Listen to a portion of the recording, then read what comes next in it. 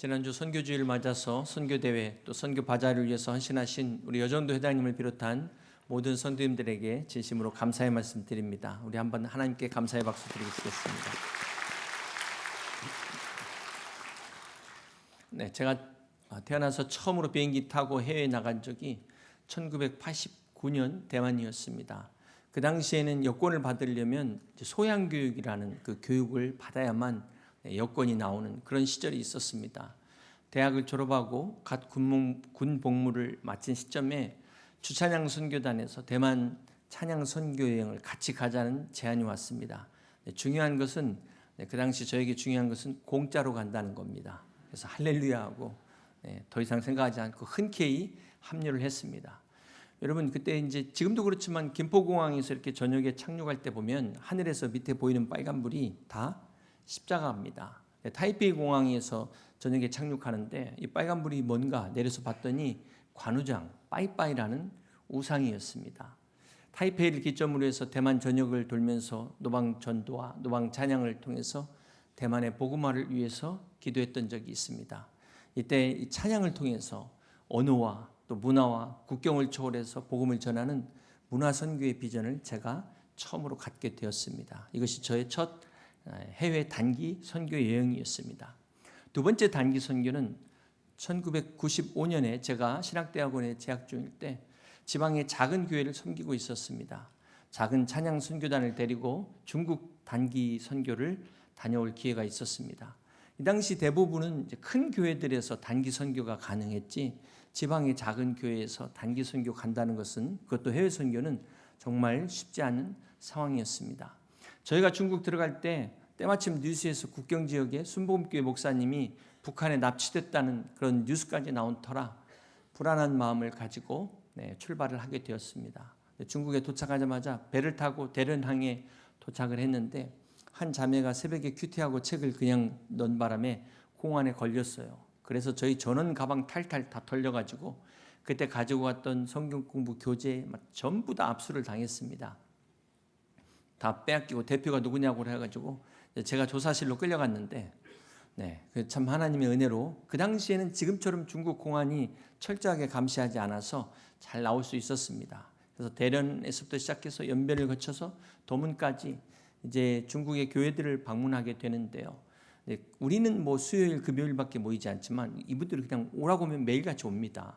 그래서 매일 저녁 찬양 집회를 교회를 옮겨가면서 하는데 저희가 준비한 프로그램이 3시간짜리, 4시간짜리 찬양 예배였습니다. 그래서 예배를 3시간, 4시간 그 당시에 드리는데 이분들이 교회를 걸어가지고 반나절 이상 오셔서 집에 가려면 너무 늦어서 못 간대요. 내일 이제 주무시고 간다는 거예요. 그러면서 더 하라는 거예요. 더 할 게 없는 겁니다. 저희가 참 당황했던 그런 기억이 있습니다. 이때 중국이 상황이 얼마나 열악했는지 1995년도니까 3,000km를 버스로 이동하는데요. 여름에 에어컨이 안 됩니다. 이 차가 이 의자가 뒤로 안 넘어갑니다. 그냥 이렇게 딱 반듯이 이렇게 가는데 그것도 이제 젊으니까 괜찮은데 문제는 화장실이 너무 불편해요. 가는 데마다 화장실이 옛날 푸세식인데 문이 없습니다. 문이. 그래서 한 번은 기차역에 딱 들어섰는데 딱 눈 마주친 사람이 화장실에 앉아서 쪼그리고 앉아 큰일을 보는 사람과 제 눈이 딱 마주쳤어요. 근데 그 사람이 놀래야 되는데 제가 놀래가지고 당황했던 기억이 있습니다. 지난번 국민일보 국민미션 포럼에서 올해의 교회상으로 저희 교회가 수상을 했는데 그 부상으로 백두산 관광인데 제가 교회 사역 때문에 못 가고 비서실 사역자가 대신 갔습니다. 백두산 관광이래요. 근데 이틀에 2번이나 도전했는데 안개 때문에 천지를 못 봤다고 합니다. 그래서 그때 이제 때마침 그 사진이 있더라고요. 저희도 백두산 그때 올라가는데 비가 와가지고 우비를 입고 이렇게 중간에 또 우산을 쓰고 저렇게 올라갔습니다. 그런데 저희가 올라갔는데 저희가 올라가는 순간에 천지 안개가 쫙 거치는 거예요. 30년 전의 제 모습입니다. 비슷한가요? 저 백두산에서 제가 주님의 높고 위대하심을 함께 이렇게 찬양을 했습니다. 천지를 바라보면서. 그러니까 즉각 공안이 와가지고 제지를 시키더라고요. 그럼에도 저희가 소리내서 기도를 못하고 중국 땅을 위해서 저때 기도했습니다. 사랑하는 성도 여러분, 전 세계 복음주의자들을 대표하는 필립 얀시라는 분이 이런 말을 했습니다. 오늘날 교회가 닥친 가장 큰 위기는 교회의 존재 이유를 잃어버린 때다. 그러면서 교회는 기상청과 같아야 한다라는 말을 했습니다. 바람이 어느 방향으로 부는지 주시하고 관찰하듯이 하나님이 지금 어디에 관심을 갖고 계신지를 주시해야 된다는 것입니다. 그러면서 교회 목회자, 교회 리더들은 이 기상예보관과 같다는 이야기를 했습니다. 하나님이 지금 어느 방향으로 움직이실지를 잘 그때그때마다 주시하면서 민감하게 대응해야 된다는 것입니다. 그래야 교회가 제대로 사명을 감당할 수 있다는 이야기를 한 적이 있습니다. 그렇습니다. 그동안 우리 교회는 선택과 집중으로 중앙아시아 선교를 지금까지 해오고 있지만 이 중국 선교도 우리의 안보와 직결된 만큼 결코 포기할 수 없는, 소홀히 할 수 없는 사역임을 우리가 잊지 말아야 될 것입니다. 사랑하는 성도 여러분, 성경의 복음을 설명하기 위하여 사용된 비유 중에 빛과 소금과 누룩의 공통점이 있습니다. 이것들은 절대로 숨길 수가 없다는 것입니다. 가둬둘 수가 없습니다. 경계선을 넘어서 퍼져가는 것입니다. 빛은 어둠을 뚫고 나가 어둠을 밝힙니다. 소금 또한 음식 안에 들어가서 부패를 막아주게 됩니다. 이 누룩도 밀가루 반죽 안에 들어가 발효를 일으키면 완전히 다른 맛으로 변화를 시키게 됩니다. 이처럼 복음의 두나미스, 여기에서 다이너마이트가 나온 것처럼 복음은 세상을 변화시키는 하나님의 능력이라는 사실을 잊지 마시기를 바랍니다. 여러분 한번 생각해 보세요. 밝은 대낮에 초가 무슨 의미가 있겠습니까? 이 초는 어두운 곳에 켜야 의미가 있는 것입니다. 소금도 아무리 귀한 천일염을 9번 구워서 만든 죽염이라 할지라도 소금통 안에 있다면 이것이 무슨 의미가 있겠습니까?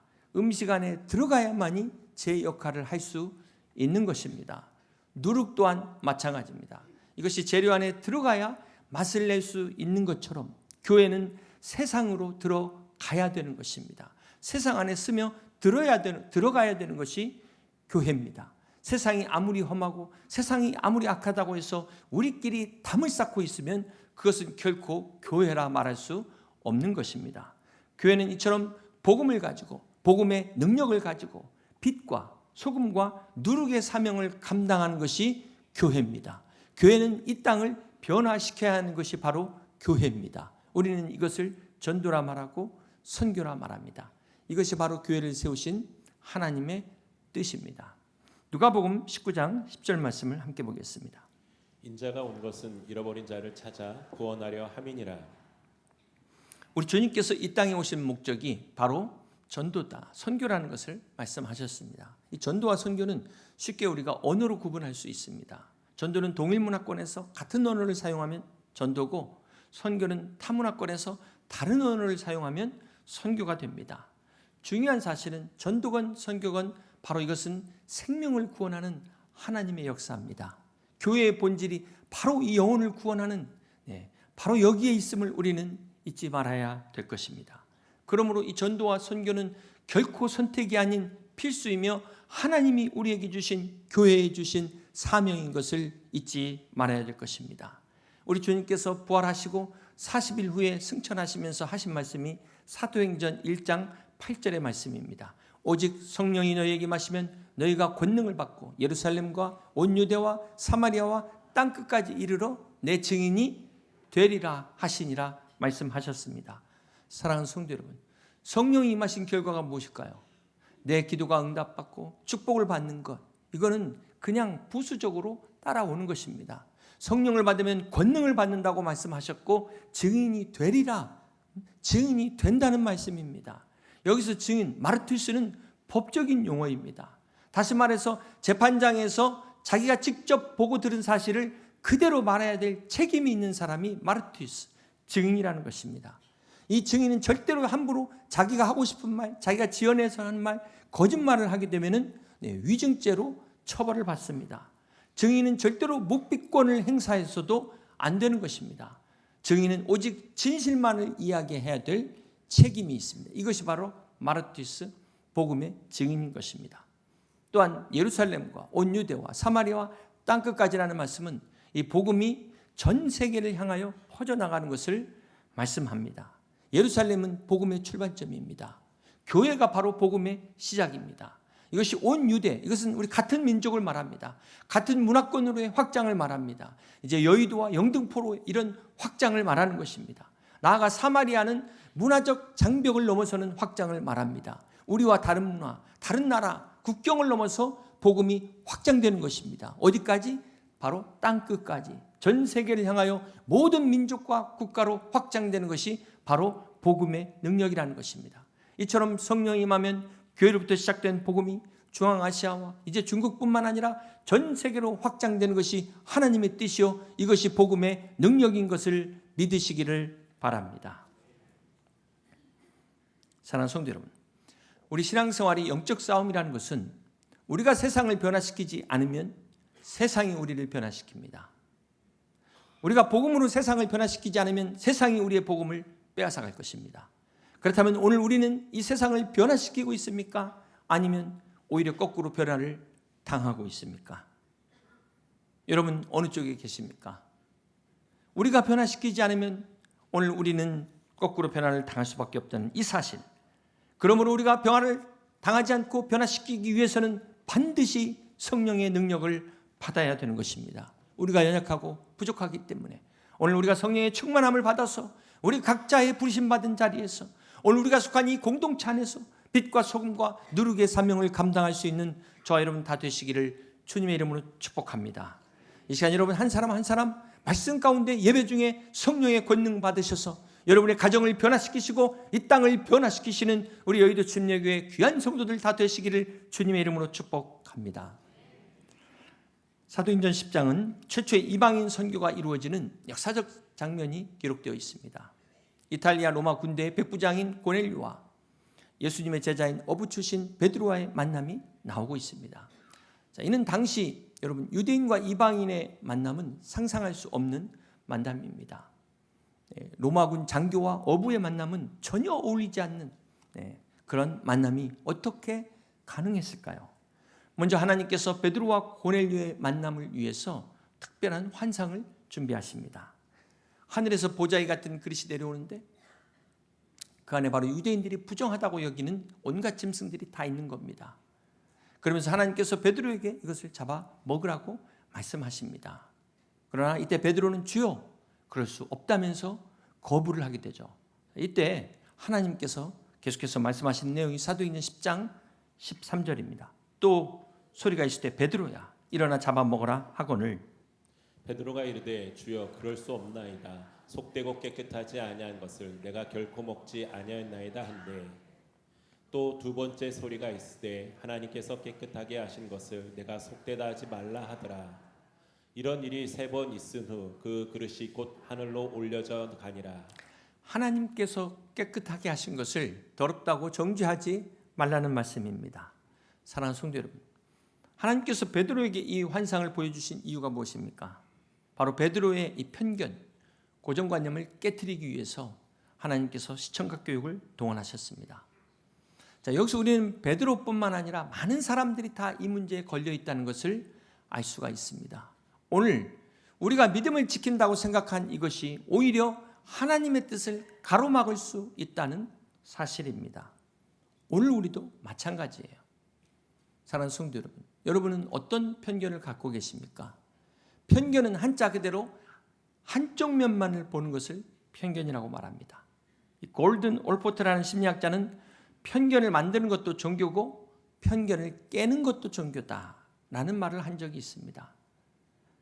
우리가 종교라는 이름으로 자기 생각이 굳어지면서 그게 교리화되면 이것이 편견이 되고 이것이 고정관념을 만들게 된다는 것입니다. 이거는 이제 고장난 관념이 되는 거예요. 옛날에는 여자 팔자가 남자한테 달렸다. 그런데 요즘은 거꾸로 됐죠. 남자 팔자가 여자한테 달리는 그런 시대가 됐습니다. 남자든 여자든 우리가 팔자로 사는 게 아니라 십자가로 살아야 될 줄로 믿습니다. 오늘 여러분의 팔자가 십자가로 바뀌시기를 주님의 이름으로 축복합니다. 요한복음 1장에 빌립이 자기 친구인 나다나엘에게 나와서 내가 예수님을 만났다고 하니까 나사렛에서 무슨 선한 것이 날 수 있냐 이렇게 이야기합니다. 이때도 지역 감정이 있었어요. 지역적 편견을 가지고 있었다는 것입니다. 우리나라가 그러지 않아도 땅은 좁은데 얼마나 많은 이 지역적 편견이 있습니까? 대표적으로 충청도는 느리다고 생각을 하는데요. 여러분 한번 따라해 보세요. 이 콩깍지가 깐 콩깍지인가 안 깐 콩깍지인가? 시작. 충청도에서는 깐겨 안 깐겨 하면 끝나. 복잡하게 갈 것도 없어요. 절대 느리지 않습니다. 오늘 여러분 양무리 안에서는 어떤 편견이 있습니까? 왠지 한 번도 대화해 본 적이 없는데 선입견을 가지고 그 사람을 혹시 싫어하거나 그런 분 계시지 않으세요? 네. 10길 물속을 알아도 한 길 사람 속 모른다고 했는데 어떻게 사람 한두 번 보고 그 사람을 판단할 수 있을까? 이거야말로 정말 이렇게 교만하지? 이렇게 교만할 수 있을까요? 여러분 참 민감한 내용이지만 경상도에서 전라도를 싫어하는 이유가 뭐 때문일까요? 경상도 사람은 다 착하기 때문에 그럴까요? 왜 싫어하는지 여러분 한번 고민해 보신 적 있습니까? 역사적 배경을 생각해 보신 적 있습니까? 이게 찾아보니까 삼국사기 927년에 견훤이 신라 수도를 침공할 때 경혜왕을 자살하게 하고 왕비를 강간합니다. 부하들로 하여금 왕비와 후궁들을 집단으로 성폭행하게 했다는 기록이 삼국사기에 나옵니다. 이때부터 백제에 견훤한 한 사람 때문에 전라도 이미지가 추락됐어요. 이 견훤이 나쁜 놈이에요. 백제의 왕이었지만 나쁜 놈이었어요. 그러나 그렇다고 이 한 사람 때문에 전체를 매도하는 것이 과연 옳은 일인가? 이거야말로 일본 사람 몇 사람들이 지금도 우리를 보고 조센쟁이라고 비난하는 것과 무엇이 다르겠습니까? 사랑하는 성도 여러분, 편견과 선입견은 나도 모르는 사이에 아무 이유 없이 사람을 미워하게 만드는 죄악이라는 사실을 명심하시길 바랍니다. 그러므로 편견을 가지고 고정관념으로 다른 사람을 대하는 것은 죄다. 하나님 앞에서 죄라는 사실 명심하시기 바랍니다. 미국의 유명한 신학자 트라이언 에드워드는 편견에 사로잡힌 사람은 마귀에게 사로잡힌 사람이다. 특히 편견을 가지고 남을 대하는 사람은 하나님 앞에서 죄인이다. 이렇게 말하고 있어요. 여러분, 하나님이 용서하신 사람을 우리가 정죄한다는 게 이게 얼마나 심각한 문제입니까? 예수님 당시에도 주님이 베드로의 3번 부인한 걸 용서하셨지만 여전히 베드로를 배신자라고 생각하는 사람들이 있었을 것입니다. 구약시대 하나님께서 다윗을 용서하셨음에도 불구하고 이 다윗을 끝까지 간음한 살인자로 생각하는 사람들이 있었을 것입니다. 이들의 문제가 무엇입니까? 자신들은 지금 팩트를 이야기한다 말하지만 문제는 하나님의 관점으로 보지 못하고 있다는 것이 문제입니다. 진정한 팩트는 하나님이 그들을 용서하셨다는 거예요. 그런데도 불구하고 이 사람들은 끝까지 정죄하는 것은 바로 자신의 죄인됨을 깨닫지 못하기 때문에 그렇다는 사실입니다. 교만한 사람들의 공통점입니다. 그러므로 사랑하는 성도 여러분, 우리가 다른 사람을 바라볼 때 기억해야 될 것은 하나님이 저 사람을 어떻게 보느냐, 이게 중요한 거예요. 하나님이 그 사람의 모든 죄를 깨끗게 하셨는데 과연 내가 정죄할 수 있겠습니까? 내가 누구간데? 내가 하나님보다 더 높은 사람입니까? 그런 사람을 향하여 로마서 2장 1절이 말씀합니다. 그러므로 남을 판단하는 사람아, 누구를 막론하고 내가 핑계하지 못할 것은? 남을 판단하는 것으로 내가 너를 정죄함이니 판단하는 내가 같은 일을 행함이니라. 이런 일을 행하는 자에게 하나님의 심판이 진리대로 되는 줄 우리가 아노라. 이런 일을 행하는 자를 판단하고도 같은 일을 행하는 사람아, 내가 하나님의 심판을 피한 줄로 생각하느냐? 네가 하나님의 심판을 피할 줄로 생각하느냐? 결단코 피할 수 없다는 말씀입니다. 그러므로 바라기는 다른 사람을 함부로 정죄하다가 저주와 심판받지 않기를 주님의 이름으로 축복합니다. 사랑하는 성도 여러분, 우리가 이 하나님의 은혜를 입기 원한다면 이 편견을 버리시고 고정관념을 다 내려놓으시고 하나님의 관점에서 보실 수 있기를 바랍니다. 사랑하는 성도 여러분, 하나님께서 베드로에게 환상을 보여주실 때 이 유대인들이 먹지 못할 부정한 짐승을 보여주면서 베드로에게 잡아먹으라고 말씀하십니다. 이 시간 여러분 안에 있는 이 부정한 편견들을 다 잡아 드시기를 바랍니다. 편견이 나를 잡아먹지 못하도록 여러분이 편견을 잡아먹으시기를 바랍니다. 여러분, 돈만 잃어버린 게 손해입니까? 건강을 잃어버린 것만 손해입니까? 지금까지 이 편견 때문에 얼마나 많은 축복을 빼앗겼는지를 한번 생각해 보세요. 이거 제대로 알면 정말 원통하고 애통할 일이 없을 것입니다. 이것을 우리가 고치지 않는다면, 우리가 여기서 변화되지 않는다면 앞으로 받을 축복 다 막혀 있다는 사실을 명심하시기를 바랍니다. 또 한 가지 우리가 생각해야 될 것은, 하나님께서 베드로에게 환상을 보여주셨다면 고넬료한테도 그냥 환상을 보여주시면 될 텐데 왜 굳이 베드로를 보내셨을까요? 여러분 한번 생각해 보세요. 여러분은 둘 중에 어떤 걸 선택하시겠습니까? 환상을 보여주는 것과 누가 와서 복음을 전하는 것과, 여러분 어떤 쪽을 선택하시길 원합니까? 어쩌면 환상이 더 쉽잖아요. 그런데도 굳이 고넬료에게 베드로를 보내신 이유가 무엇일까요? 우리 사도행전 10장 5절입니다. 내가 지금 사람들을 욥바에 보내어 베드로라 하는 시몬을 청하라. 저녁에 자다가 꿈에 하나님께서 환상을 보여주시면 될 텐데 요즘으로 말하면 그냥 목사님한테 신방을 요청하라는 거예요. 자, 여기서 우리는 첫 번째 복음 전파의 원리를 발견할 수 있습니다. 로마서 10장 17절에 믿음은 들음에서 나며 들음은 그리스도의 말씀으로 말미암느니라. 하나님의 복음은 반드시 하나님의 사람을 통하여 증거되어야 되는 것입니다. 하나님께서는 환상을 하기를 원치 않으시고, 그래도 하나님께서 그렇게 사용하실 때도 있지만 하나님은 천사를 통해서 하시기를 원치 않으시고 오늘 구원받은 하나님의 사람들을 통하여 전하기를 원하십니다. 이 또한 오늘 믿는 우리 성도들의 상급을 위한 하나님의 배려다. 저는 그렇게 믿습니다. 또 두 번째는 교회 공동체와 연결을 위해서 하나님이 이렇게 하셨다는 것입니다. 고넬료가 혼자 믿는 것이 결국은 어떤 문제가 되냐면 초대 공동체와 연결이 돼야 되거든요. 이 당시 고넬료는 로마 백부장으로 이방인이었기 때문에 유대인들 사이에 받아들여지지가 않아요. 그래서 베드로를 통해서 교회 전체에 광고하고 이를 성도로 받아주도록 베드로와의 만남을 하나님께서 그렇게 인도하셨다는 것입니다. 여기서 우리가 또 깨달아야 될 교훈은, 신앙생활은 절대 혼자 하는 것이 아니다. 혼자 저 뒤에 와서 예배만 드리다가 사라지는 것은 결코 제대로 된 신앙생활을 할 수가 없는 것입니다. 또 하나 우리가 깨달아야 될 것이, 세 번째는 베드로의 변화와 성장을 위해서 이런 상황을 하나님이 만드셨다는 것입니다. 하나님께서는 고넬료뿐만 아니라 베드로도 변화되기를 원하셨어요. 베드로가 이 사건을 통해서 깨달은 변화가 무엇일까요?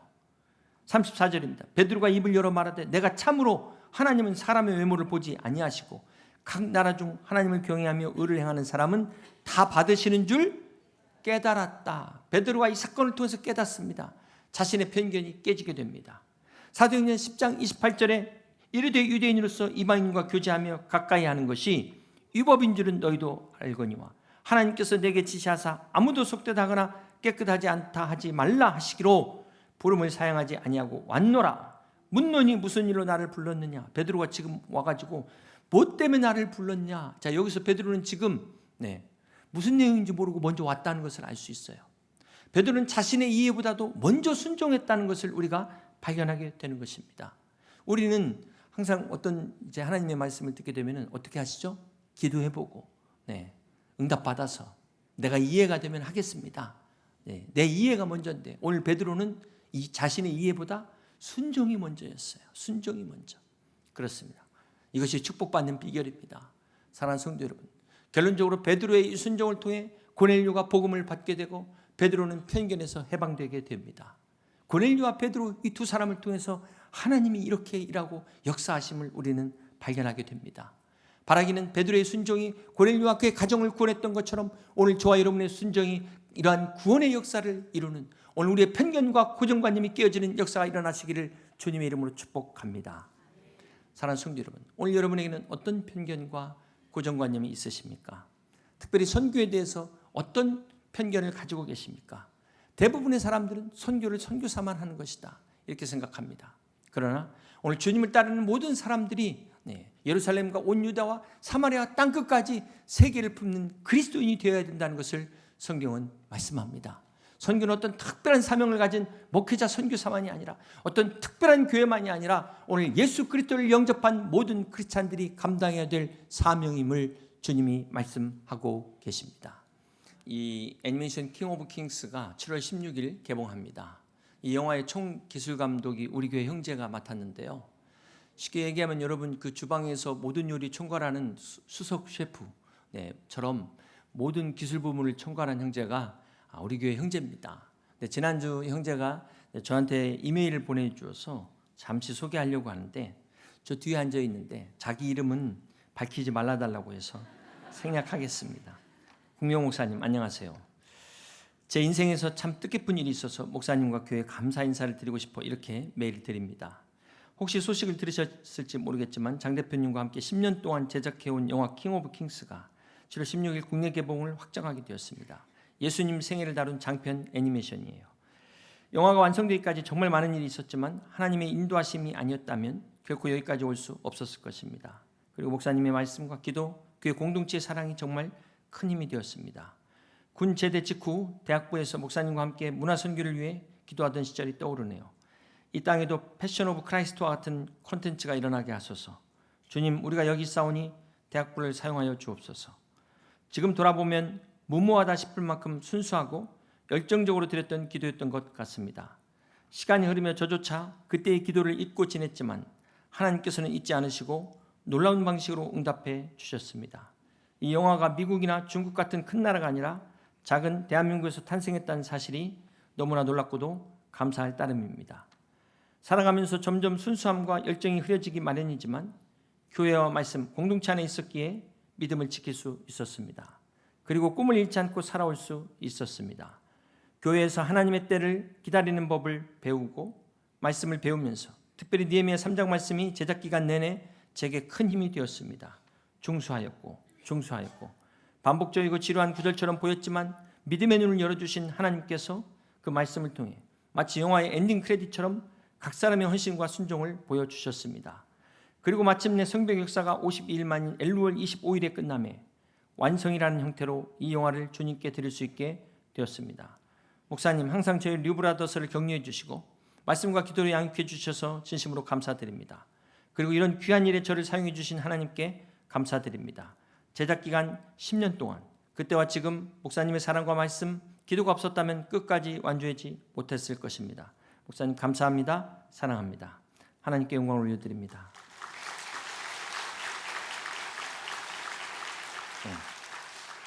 참 오래전 대학부 때 함께 기도했던 것이 참 이렇게 이루어진 하나님께 영광을 올려드립니다. 자, 여러분 너무나 감사하지 않으세요? 우리나라의 이런 자랑스러운 이런 일이 또 우리 교회 안에 형제를 통해서 이루어졌다는 게 여기서 끝나지 마시고 꼭 여러분 이 영화 꼭 보실 수 있기를 바랍니다. 여러분만 보지 마시고 믿지 않는 친구들에게 표 끊어서 야 내가 너 위해서 이렇게 영화를 초대한다. 같이 보실 수 있기 바랍니다. 이것도 전도. 이제 말씀을 정리합니다. 사랑하는 성도 여러분, 철학자 하이데커는 인간은 이 땅에 던져진 존재다, 던짐받은 존재다 그랬어요. 혹 여러분 가운데 나 어쩌다 이 땅에 던져져 가지고 내가 정말 죽지 못해 어쩔 수 없이 마지못해 산다 이런 분 계시지 않습니까? 요한복음 20장 21절에 예수께서도 이르시되 너에게 평강이 있을지어다. 아버지께서 나를 보내실 것 같이 나도 너희를 보내노라. 주님은 우리를 이 땅에 보내셨다고 말씀하셨습니다. 내가 이 땅에 던져진 인생인가 보냄받은 인생인가 어떻게 구분할 수 있을까요? 사실 이거 눈으로 구분하기는 어렵습니다. 인간의 관점으로 볼 때 던져진 인생이지만 하나님의 관점에서 볼 때 보냄받은 인생이 될 수 있어요. 관점의 차이입니다. 그렇습니다. 우리가 어쩌다가 우연히 이 땅에 던져져서 지금 죽지 못해 마지못해 어쩔 수 없이 사는 인생이 아니라 오늘 우리를 이 땅에 이 시대에 우리의 가정에 우리 교회 보내신 하나님의 뜻을 이루는 하나님의 거룩한 사명을 감당하는 여의도 침례교회 귀한 성도들 되시기를 주님의 이름으로 축복합니다. 창세기 45장 5절에 당신들이 나를 이곳에 팔았으므로 근심하지 마소서 한탄하지 마소서 하나님이 생명을 구원하시려고 나를 당신들 앞서 보내셨나이다. 하나님이 큰 구원으로 당신들의 생명을 보존하고 당신들의 후손을 세상에 두시려고 나를 당신들 앞서 보내셨으니 그런즉 나를 이리로 보낸 이는 당신들이 아니요 하나님이시라.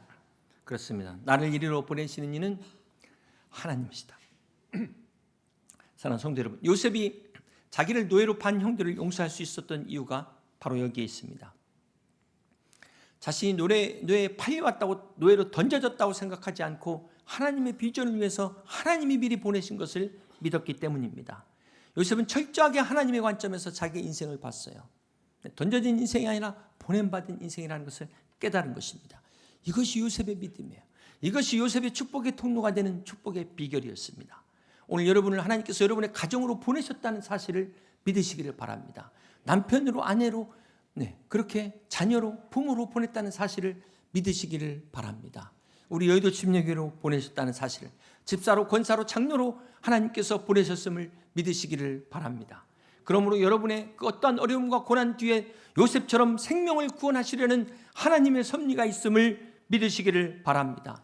오늘 하나님께서 이사야 선지자에게 내가 누구를 보내며 누가 우리를 위하여 갈고 말씀하실 때 이사야가 주여 내가 여기 있나이다 나를 보내소서라고 응답했던 것처럼 이 시대 이 땅을, 이 세상을 가슴에 품고 우리 가정과 사회에서 빛과 소금과 누룩의 영향력을 미치는 우리 여의도 침례교회 모든 성도들 다 되시기를 주님의 이름으로 간절히 축원합니다. 이 시간 주신 말씀을 생각하면서 우리 주님의 높고 위대하심을 함께 같이 찬양하며 기도하시겠습니다.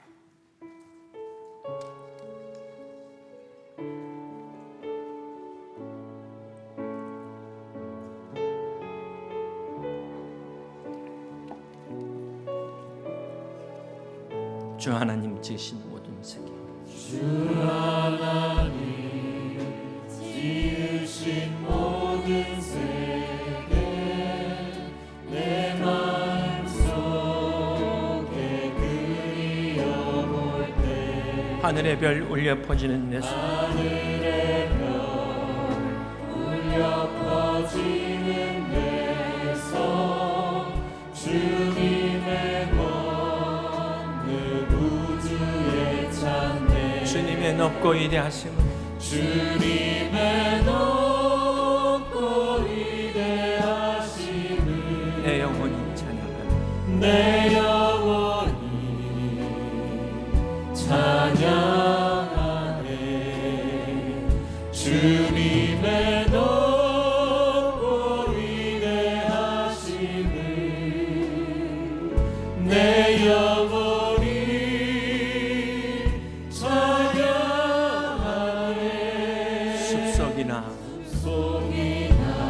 험한 산 골짜기에서 지저귀는 저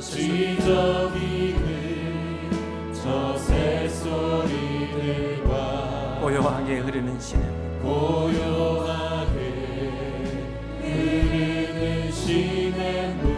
시냇물은 주님의 솜씨 노래하도다 주님의 높고 위대하심을 찬양합니다. 주님의 높고 위대하심을 내 영혼이 찬양하네 주님의 높고 위대하심을 내 영혼이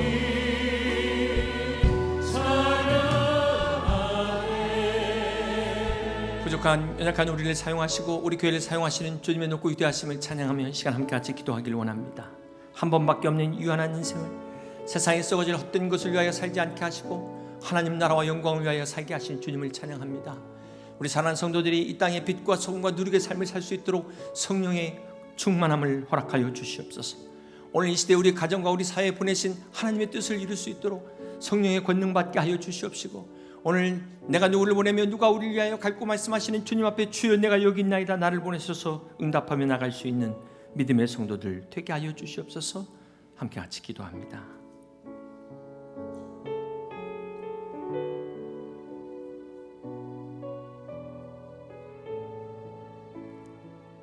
주 하나님 독생자 낌없이 우리를 위해 보내주셨네.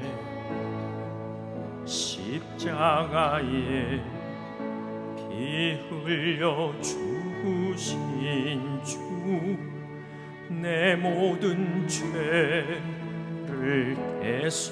대속하셨네. 주님의 높고 위대하심을 내 영혼이 찬양하네.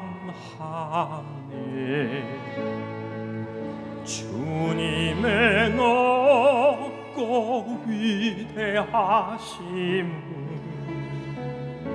내 영혼이 찬양하네.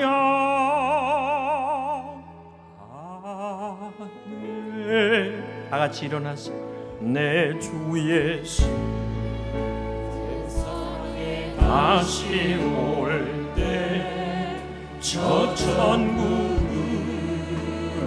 날 인도하리. 나 겸손히 엎드려 경배하며 영원히 주를 찬양하리라. 주님의 높고 위대하심을 찬양합니다.